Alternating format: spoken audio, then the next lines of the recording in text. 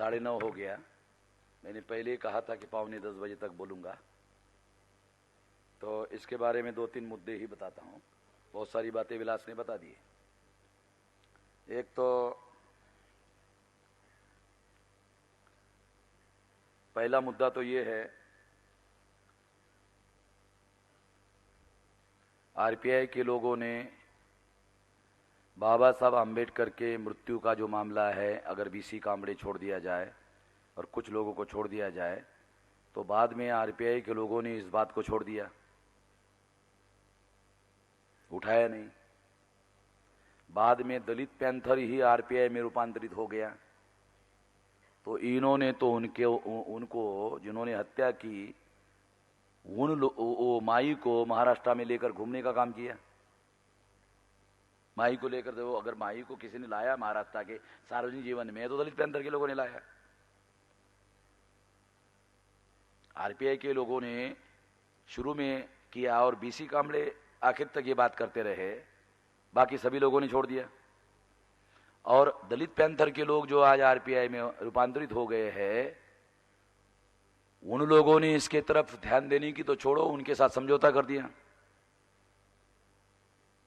और बहुत सारे दलित पैंथर के जो नेता लोग हैं, उनको तो ब्राह्मणों ने अपनी लड़कियां दी। अब जब लड़कियां दी और वो उसके दामाद बन गए, तो जब दामाद बन गए तो दामाद की जिम्मेदारी बनती है कि वो ससुरे को बचाए। हैं? दामाद अगर ससुरे को नहीं बचाएगा तो वे कौन बचाएगा?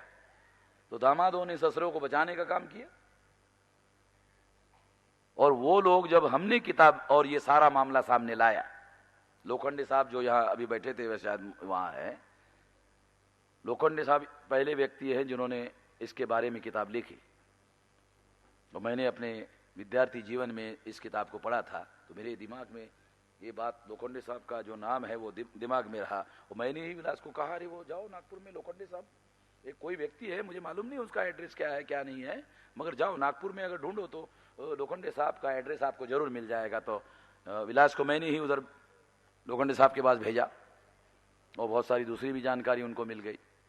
तो मेरे दिमाग पर वो छोटी जो किताब थी लोखंडे साहब की, वो दिमाग पर बहुत गहरा असर पड़ा था। और जब हम लोगों को अवसर मिला इस पर रिसर्च करने का, तो इस दिशा में हम लोगों ने प्रयास किया।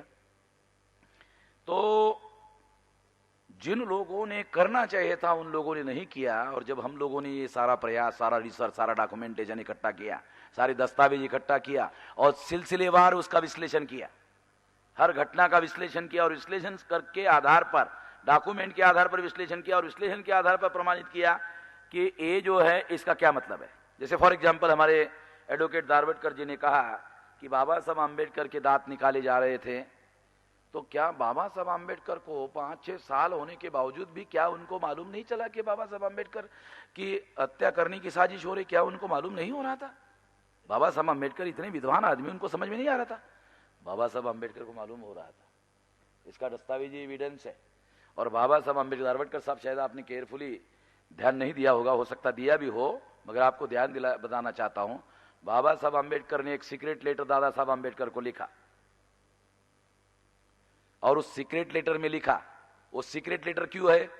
क्योंकि बाबा साहब आम्बेडकर ने उसमें कहा कि जब से मैंने ये मेरे तबीयत को दुरुस्त करने का काम शुरू किया, तो दुरुस्त होने की बात तो छोड़ो, मेरी तबीयत दिन ब दिन लगातार डिरील हो रही है।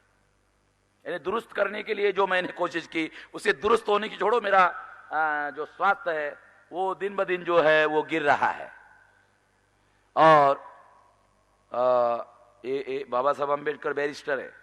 बैरिस्टर का मतलब है वो क्रिमिनल केसेस के जानकार आदमी हैं, एक्सपर्ट आदमी हैं। वो कोर्ट में केसेस, उन्होंने क्रिमिनल के केसेस उन्होंने लड़े हैं, तो वो व्यक्ति क्रिमिनल बातों को भी समझते हैं।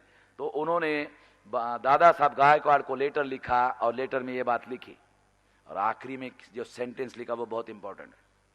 मैं हमारे दारवटकर साहब को भी बताना चाहता हूँ, आखिरी सेंटर में क्या लिखा?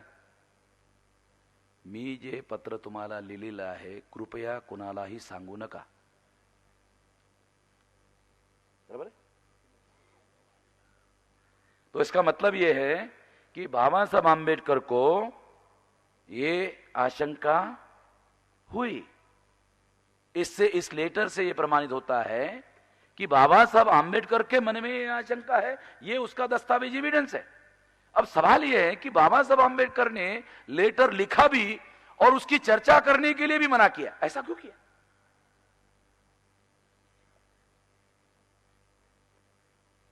लेटर लिखा भी और सबसे नजदीकी व्यक्ति दादा साहब गायकवाड़ का, दादा साहब गायकवाड़, किसी को भी नहीं लिखा, गायकवाड़ को लिखा। और वो लेटर उन्होंने लिखा और कहा इस पर चर्चा आप मत करो। इसके अगर विश्लेषण में किया जाए तो पता चलेगा इसका क्या अर्थ है। इसका अर्थ यह है कि बाबा साहब आंबेडकर कुछ दस्तावेज, इससे संबंधित दस्तावेज तैयार कर रहे थे और वो दस्तावेज सुरक्षित रहने चाहिए, इसलिए वो दादा साहब गायकवाड़ के पास भेज रहे थे। The reflection of mind. Baba Saheb Ambedkar के मन में बहुत सारी बातों की जो आशंका हो रही है, वो माई को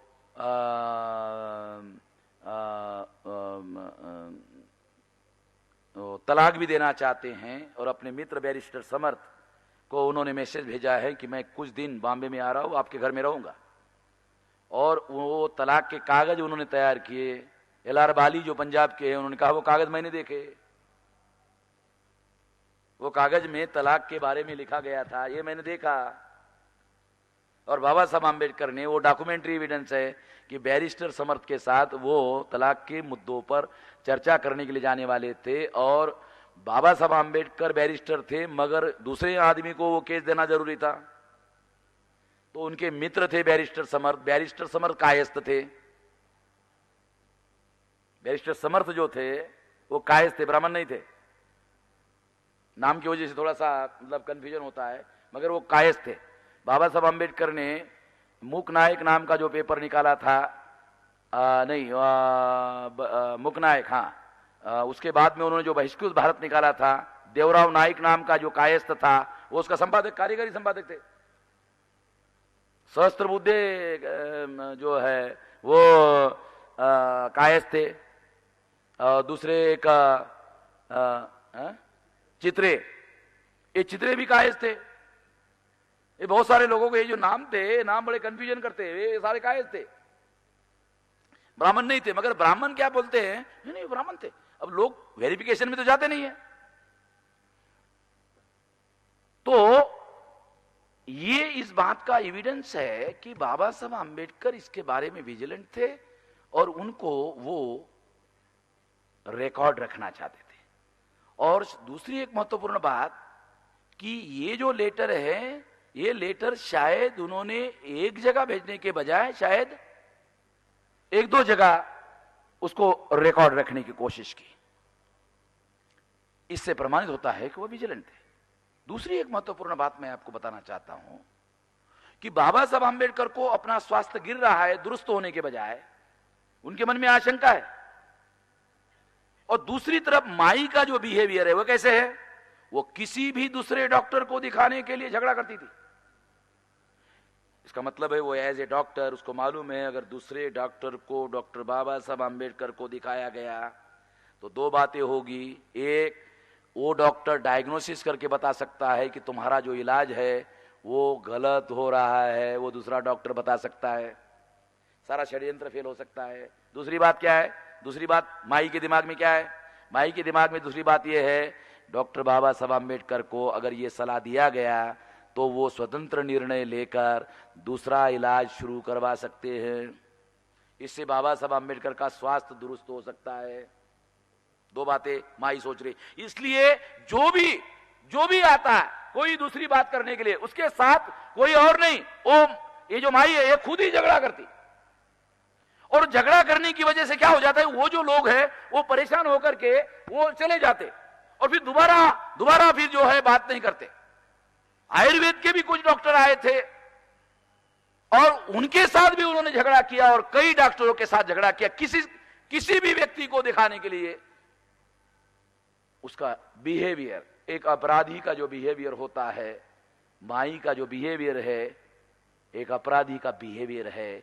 मैं ऐसा मानता हूं कि माई के बिहेवियर का भी स्टडी होना चाहिए। एक किताब में शायद माई के बिहेवियर पर ज्यादा विस्तार से नहीं लिखा गया। और मैं ऐसी योजना बना रहा हूं कि इसमें बहुत सारी घटनाओं का, बहुत क्रिमिनल माइंड के लोगों का बिहेवियर कैसा होता है, उस दृष्टि से इस किताब में जो मटेरियल है उसका विश्लेषण करने की जरूरत है। मैं सोच रहा हूं कि इस पर 200 पेज का किताब लिखा जा सकता है। अलग वहां की जो घटनाएं हैं उसका इस तरीके से विश्लेषण करके बताया जा सकता है जिससे और ज्यादा निर्विवाद रूप से इसे प्रमाणित किया जा सकता है, उनके सारे व्यवहार का, सारी घटनाओं का। तो इस तरह से मुझे ऐसा लगता है कि ये आने वाले समय में हम लोग करेंगे। एक तो ये बात हम करना चाहते हैं। दूसरी एक महत्वपूर्ण बात, शामू जादव जिसको माई ने खुद ही भगाया था और मरने के पहले तक करस्पॉन्डेंस उस शामू जादव जो सिंपली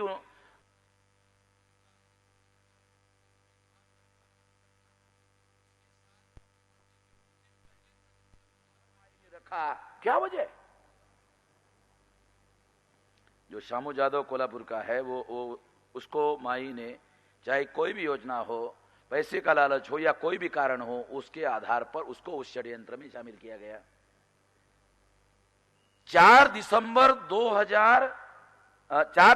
1956 को बाबा साहब आंबेडकर राज्यसभा में थे, बराबर है विलास? 4 दिसंबर 1956 को बाबा साहब आंबेडकर राज्यसभा में थे, राज्यसभा में थे।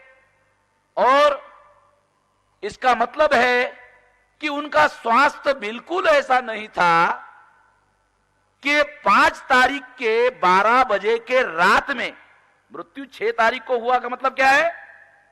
दूसरे दिन 5 तारीख है, तो 5 तारीख के बाद जब 12 बज गए तो 12 बजे के बाद जब समय आ गया तो 6 हो गए। तो इसका मतलब दूसरे दिन ये घटना हुई, बाबा साहब आंबेडकर का जो मृत्यु हुआ, जिसको अब हमने निर्विवाद रूप से हत्या साबित कर दिया है, ये 5 तारीख को 12 बजे के बाद में हुआ।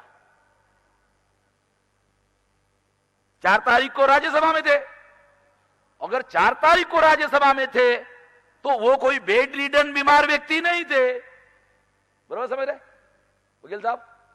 इसका मतलब बाबा साहब आंबेडकर बेड रिडन बीमार व्यक्ति नहीं थे, इसलिए दूसरे दिन उनके मृत्यु होने का कोई वजह ही नहीं थी, कोई कारण नहीं था। 5 तारीख को रात में 12 बजे के बाद बाबा साहब आंबेडकर का हत्या कर दी गई, और उसके पहले शामू जाधव और डॉक्टर मालवणकर और वो सारे जो लोग हैं उनको योजना बनाकर भगाया गया। बाबा साहब आंबेडकर का बहुत सारा लिटरेचर वो लेकर भाग गए, बहुत सारे ट्रंक जो है, बहुत सारी भरी हुई बहुत सारी चीजें लेकर भाग गए, और बहुत सारा इंपॉर्टेंट लिटरेचर भी लेकर भाग गए।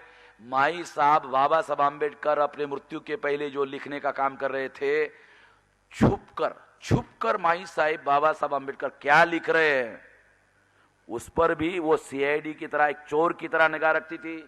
और बाबा साहब आंबेडकर ने जो लिखा था उसको लेकर वो भाग गई थी, गायब कर दिया वो मटेरियल। और मटेरियल गायब करने के बाद बाबा साहब आंबेडकर भयंकर गुस्से में आ गए, और उनके पीए जो है नानक चंद, उसके ऊपर बहुत ज्यादा गुस्सा हुए। तो गुस्सा हुए, उसके पहले वो माई पर गुस्सा हो गए, और किसने गायब किया, बहुत ज्यादा गुस्सा हो गए। तो माई ने टेलीफोन किया नानक को और कहा वो मेरे पास में है, मगर बोलना मत साहब को। देखो, मैं आप लोगों को बिहेवियर का एक जो एबनॉर्मल आदमी है, एक जो अपराधी आदमी है, वो अपराधी आदमी का भी। अब माई को बाबा साहब आंबेडकर लिख रहे हैं, क्या लिख रहे हैं, क्या लेना देना है भाई? इसका मतलब है थर्ड फोर्स माई के अलावा समाज में, ब्राह्मणों के समाज में माई तो मेडिकल साइंस की स्टूडेंट है। अगर माई मेडिकल साइंस की स्टूडेंट है तो साहित्य के क्षेत्र में, इतिहास के क्षेत्र में वो कौन सा लिखान काम कर रहे हैं? माई को उतना इंटरेस्ट नहीं होना चाहिए, और नहीं होगा, मगर थर्ड पार्टी जो समाज में ब्राह्मण है उन्होंने माई को काम पर लगाया कि देखो क्या लिख रहा है लास्ट में, कोई मामला, वो उसका आदमी का दिमाग बहुत तेज है, वो क्या लिख रहा है जरा ध्यान रखो। ऐसी बहुत सारी घटनाएं। इसका बहुत एबनॉर्मल जो साइकोलॉजी होती है, एक होती है abnormal psychology, normal psychology and abnormal psychology. इस दृष्टि से उन घटनाओं का विश्लेषण करना जरूरी है। तो बहुत सारी बातें आप लोगों को पता चलेगी। मैं कोशिश करने वाला हूं, मुझे जैसे समय मिलेगा उसके कम से कम 200 पेज, इस पर बहुत विस्तार से 200 पेज लिखे जा सकते हैं। ये जो एबनॉर्मल बिहेवियर है माई का, एक अपराधी व्यक्ति का जो बिहेवियर होता है वो सामान्य लोगों के जैसा नहीं होता है, उसका अलग होता है। और ये बाकायदा शास्त्रीय बात है, ये कोई काल्पनिक बात नहीं, शास्त्रीय बातें हैं। और शास्त्र के आधार पर ये इसको विश्लेषण करके सिद्ध किया जा सकता है और इस तरह से ये बताया जा सकता है कि ये प्लानिंग बनाकर, योजना बनाकर ये सारी की सारी चीजें हो रही थी। और बाबा साहब आंबेडकर के मृत्यु के बारे में वो श्यामू जाधव उसके षड्यंत्र में शामिल था, उसको जो पत्र व्यवहार माई कर रही थी, वो पत्र व्यवहार उसका बेटा, क्या नाम है उसका, राजरत्न जाधव, उसका बेटे के पास वो पत्र व्यवहार है। हम लोगों ने बहुत कोशिश की वो पत्र व्यवहार हमको दे, बिल्कुल नहीं दिया उसने। उसके बेटे को भी मालूम है उसके बाप ने क्या किया। अब उसके बेटे का क्या करना है वो तो समाज देखेगा, ओ समाज के लोग देखेंगे क्या करना है क्या नहीं करना है। मगर ब्राह्मण आज भी सतर्क है। मतकरी यहां बैठे थे, उनके पास वो लेटर लेके आए थे अंग्रेजी के, तो वो मराठी के अंग्रेजी करने के रेफरेंस में उसके पास से उसको मालूम हो गया बामसेब का कार्यकर्ता है, बामसेब के संपर्क में है। तुरंत वो आया और लेके गया और किसके पास दिया, डॉक्टर चौसाड़कर नाम का ब्राह्मण। और फिर डॉक्टर चौसाड़कर के पास में जब वो लेटर गए, उसके बाद वो लेटर हम लोग चाहते थे कि आखिर माई साहब जाधव के साथ में जो पत्र व्यवहार कर रही है, एक घर में मतलब नौकर के तौर पर काम करने वाले जो आदमी है, उसको इतना इतना इंपॉर्टेंस क्यों दे रही है? हाँ, और बाबा साहब आंबेडकर का जब मृत्यु हुआ उसके पहले दिन भाग गया वो, भागा नहीं वो उसको प्लान बनाकर भगाया गया। और माई को ये भी डाउट रहा होगा, अरे ये अगर इसको मैं अकेला भगा देती हूं तो हो सकता है रेलवे स्टेशन से साला फिर वापस आ जाएगा। देखो माइंड, ये जो एबनॉर्मल माइंड कैसा काम, अगर इसको मैं अकेला भेजती हूं तो ये रेलवे स्टेशन पर जाके फिर वापस आ सकता है। 2 आदमी उसके साथ भेजे ताकि ये वापस नहीं आना चाहिए। प्लानिंग समझते ना डॉक्टर दातार साहब, समझ रहे मैं क्या समझा रहा हूं? प्लानिंग करने वाला जो आदमी है, अपराध करने वाला जो आदमी है, योजना बनाने वाला जो आदमी है, वो सारी बारीक सारी चीजों की प्लानिंग बनाता है। और काउंटर प्लानिंग क्या हो सकता है, वो नहीं होना चाहिए, उसका भी प्लानिंग बनाता है। ये जो एबनॉर्मल आदमी होता है उसका माइंड इस तरह के काम करता है। एबनॉर्मल साइकोलॉजी का अगर आप अध्ययन करो तो आपको पता चलेगा। तो इस तरह से उसको साथ में लेकर उसको भगाया, अकेला जाने नहीं दिया उसको। और फिर कौन रह गए घर में, कौन रह गए? 3 आदमी, बाबा साहब आंबेडकर, माई साहब और सुदामा गंगावने। सुदामा गंगावने जहां बाबा साहब आंबेडकर रहते थे वहां रहते नहीं थे, वो आउट हाउस में रहते थे। इसका मतलब घर के अंदर 3 आदमी नहीं थे, दिखने के लिए 3 आदमी दिख रहे हैं मगर रियलिटी में 2 आदमी थे, एक बाबा साहब और दूसरा माई साहब। ये प्लान बनाकर ये सारा वहां बनाया गया, योजना बनाकर, ताकि कोई भी आदमी वहां नहीं रहना चाहिए। और ऐसी सिचुएशन में ही बाबा साहब आंबेडकर के साथ में घात किया जा सकता है और योजना को सफल किया जा सकता है। ये योजना बनाकर ये सारा का सारा काम, ये षड्यंत्र किया गया और वो सफल हो गई। और उस पर पर्दा डालने के लिए सरकार कांग्रेस की, जवाहरलाल नेहरू की और गोविंद वल्लभ पंत होम मिनिस्टर था। ये गोविंद वल्लभ पंत, पंत समझते हो? महाराष्ट्र के लोगों को समझ में आता है पंत क्या है। पंत का मतलब है ये उत्तरांचल का रहने वाला ब्राह्मण है, मगर ये ओरिजिनली उत्तरांचल का नहीं है, ये महाराष्ट्र का कोकणस्थ ब्राह्मण है। क्योंकि कोकणस्थ ब्राह्मण को ही भारत भर में, केवल कोकणस्थ ब्राह्मण को भारत भर में पंत कहते हैं और कहीं पर भी नहीं कहते। माई साहब कोकण की,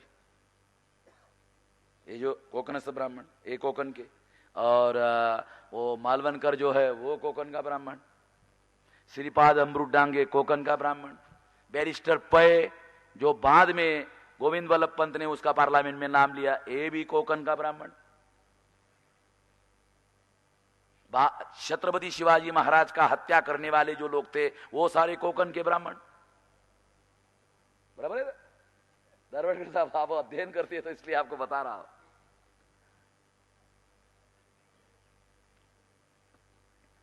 ये सारी बातें ये सिद्ध करती है कि ये सारा का सारा योजनाबद्ध तरीके से षड्यंत्र पूर्वक ये सारा का सारा काम किया गया।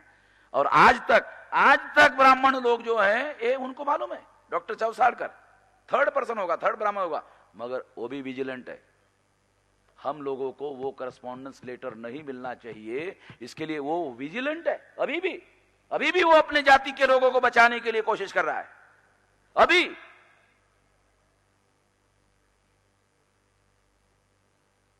इस बात को हमको सही तरीके से जानने और समझने की जरूरत है। साथियों, आखिरी बात, बहुत सारी बातें आप लोगों ने पहले सुनी है। ब्राह्मणों का जो वर्चस्व है भारत में, वो मेरा ऐसा मानना है कि ब्राह्मणों का भारत में जो वर्चस्व है उसका मूल हिंसा में है। भारत में अगर ब्राह्मणों का वर्चस्व है तो बहुत सारे कारण हैं, उसमें सबसे बड़ा कारण है ब्राह्मणों का संपूर्ण चरित्र हिंसा का है। हिंसा को आधार बनाकर ब्राह्मणों में भारत के लोगों पर नियंत्रण स्थापित किया, हिंसा को हथियार बनाया ब्राह्मणों ने। ब्राह्मण का जो वैल्यू है, उनका जो शास्त्र है, उनके जो लिटरेचर है और उनका जो स्वभाव है, उनके जो और बहुत सारे क्रियाकर्म और कर्मकांड है, हर जगह हिंसा। आज भी वो बलि वाला जो मामला है उसकी हत्या आज भी करते हैं, मगर दूसरे तरीके से करते हैं, मगर करते जरूर है। काटने का एक त्योहार जो दसरा के दिन में होता है, आज भी बलि प्रतिपदा में आज भी वो दूसरे तरीके काटने का काम आज भी करते हैं, मगर दूसरे तरीके से करते हैं, मगर करते जरूर है। हाँ, अभी भी करते हैं। हिंसा ब्राह्मणों के वर्चस्व का सबसे बड़ा कारण है। अगर ब्राह्मणों का भारत में वर्चस्व है और उसका कारण अगर हिंसा है, तो मैं आपको एक बहुत गंभीर बात बताना चाहता हूं कि अहिंसा से, वर्चस्व से मुक्ति कैसे हासिल होगी। मेरे सामने तो थोड़ा संकट खड़ा हो गया। हमारे सामने एक बहुत बड़ा संकट खड़ा हो गया। अगर ब्राह्मणों का वर्चस्व हिंसा की वजह से है, हम अहिंसा का रास्ता अपनाने का फैसला किया है, तो ब्राह्मणों का वर्चस्व खत्म कैसे होगा। नया संकट हमारे सामने खड़ा हो गया। ये सबक हमको मालूम नहीं था। हिंसा करने वाले ब्राह्मणों का वर्चस्व खत्म करना है तो अहिंसा से मुझे लगता है संभव नहीं है।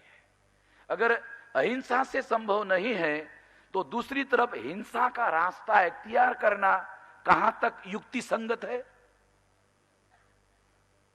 हम लोग बहुत बड़े दुविधा में इसकी वजह से फंसे हुए हैं।